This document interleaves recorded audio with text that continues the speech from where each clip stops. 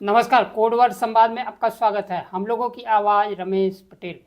ED के कार्रवाई के खिलाफ केरल में जनता सड़क पर। लोकसभा में विपक्ष नेता राहुल गांधी ने कहा, मेहनत आपका, भविष्य आपका कोई नहीं चुरा सकता। देश का नेतृत्व तो जेनजी ही करेगा। के साथ खबर पाने के लिए चैनल को सब्सक्राइब करें। नमस्कार, खबर विस्तार से। इस समय आर्थिक संकटों से जूझ रहा है, वहीं देश के प्रत्येक संवैधानिक संस्थान के पिलर धीरे धीरे दरक कर गिर रहे हैं। चुनाव आयोग एसआईआर के जरिए जहां वोट काट कर भारतीय जनता पार्टी को चुनाव जीतने में मदद करता रहा, वहीं लेकिन देश के संस्थान चुनाव आयोग, न्यायपालिका, हर एक संस्थान दरक चुके हैं। ईडी, सीबीआई केवल विपक्ष के नेताओं को परेशान करने के लिए है। जब वह भारतीय जनता पार्टी में चले जाते हैं तो सारे भ्रष्टाचार धुल जाते हैं और वह साग पाक होकर सबसे बड़े पद के अधिकारी बन जाते हैं। ठीक वैसे ही पेपर लीक का जिम्मेदार अधिकारी छत्तीसगढ़ के मुख्यमंत्री का मुख्य सचिव बनकर बैठे हुए हैं।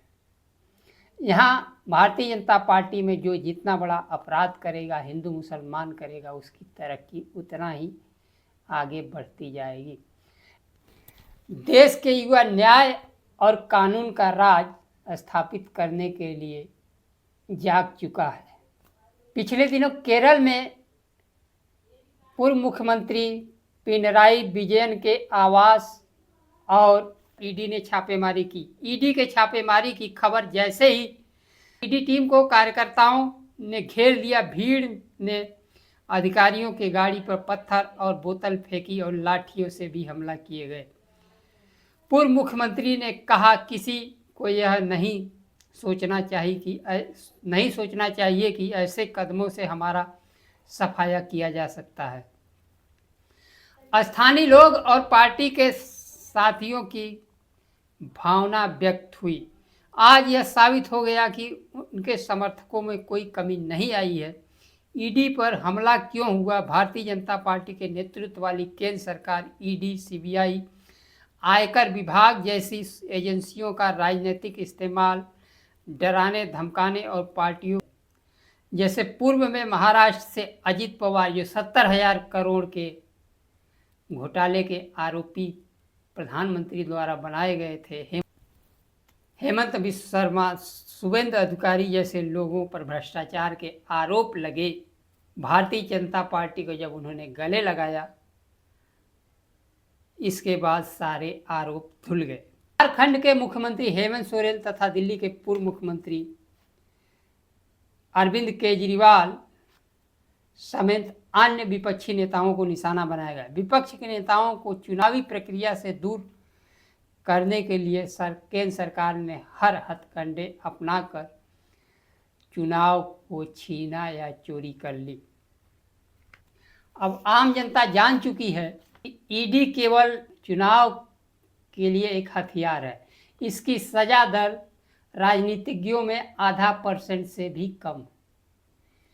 ईडी बड़े जोर शोर से छापेमारी और गिरफ्तारी तो करती है, लेकिन जब सजा की बात आती हो तो सजा दिलाने में ईडी नाकाम हो जाती है।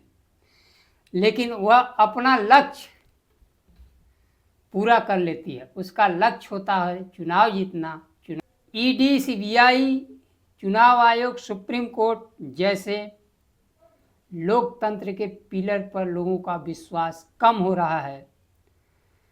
जब सुप्रीम कोर्ट ने 27 लाख मतदाताओं को वोट देने के लिए अगले चुनाव का इंतजार करने को कहा, उस समय उसकी विश्वसनीयता एकदम निचले स्तर पर पहुंच गई। अब एसआईआर पर फैसला देकर सुप्रीम कोर्ट के न्याय को जनता नंगी आंखों से देख रही है। एक सामान्य जनता रोड पर, सड़कों पर, चाय पान के दुकानों पर यह कहते हुए सुनी जाती है कि मोदी को हराया नहीं जा सकता है। ईडी है न, सीबीआई है न, अब तो चुनाव आयोग का नाम, अब अगला नाम सुप्रीम कोर्ट का भी केंद्र सरकार की मदद करने के आरोप में सामने आ रहा है।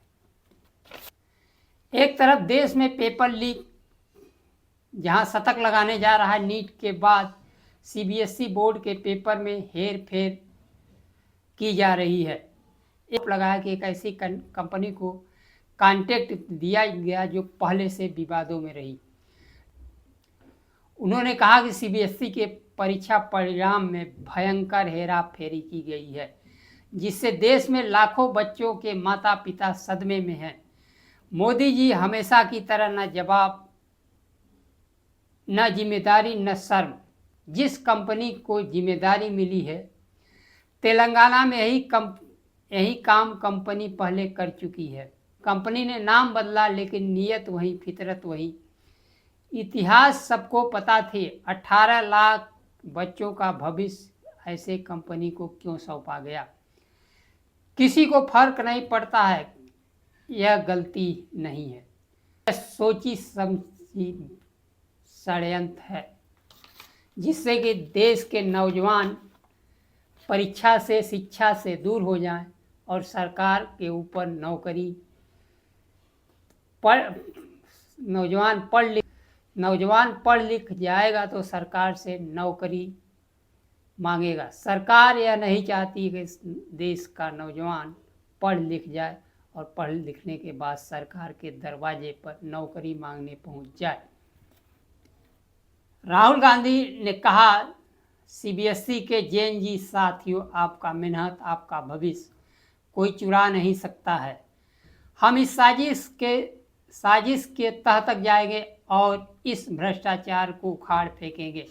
विपक्ष के नेता राहुल गांधी ने नीट पेपर लीक पर कहा, अब इस व्यवस्था पर छात्रों को कोई भरोसा नहीं रह गया है।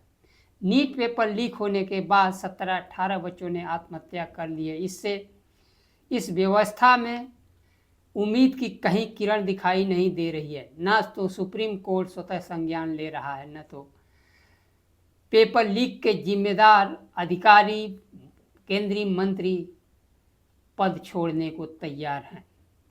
उन्होंने छात्रों से कहा, आपका गुस्सा साफ दिख रहा है, सब्र का बांध टूट रहा है। देश के युवा अब मोदी सरकार के भ्रष्टाचार और बेरुखी को बर्दाश्त नहीं करेगा।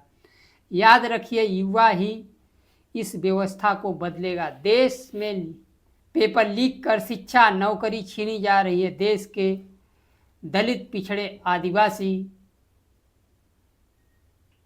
युवा को एनएसएफ करके, सीधे एनएसएफ करके नौकरी छीन ली जा रही है, जिसकी जिम्मेदारी की है न तो देश के संस्थानों की। अब देश के हर वर्ग की देश के संस्थानों से भरोसा उठता जा चुका है।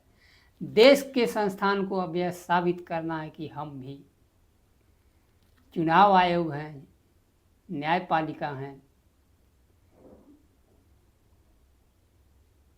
कार्यपालिका हैं, व्यवस्थापिका हैं।